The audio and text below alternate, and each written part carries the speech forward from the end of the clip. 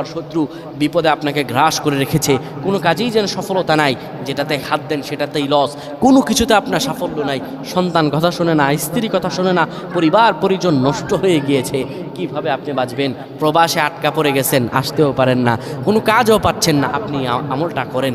এটি আমার কথা নয়, বিশ্বনবী মুহাম্মদ রাসূলুল্লাহ সাল্লাল্লাহু আলাইহি ওয়াসাল্লামের প্রিয় সাহাবী হযরত যায়েদ রাদিয়াল্লাহু তাআলা আনহু, তিনি একবার মক্কা থেকে হিজরত করে যখন মদিনায় যাবেন, ঠিক সেই সময় বিপদে পড়ে যান। ওনাকে একটি লোক বিপদে আটকে ফেলে এবং ওনাকে হত্যা করার চেষ্টা করে।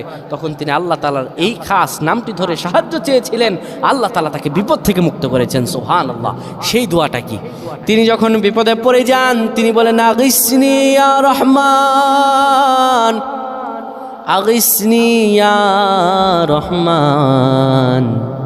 অপর এক বর্ণনায় এসেছে, আগিসনি ইয়া গিয়াসার রহমান। যখনই বিপদে পড়ে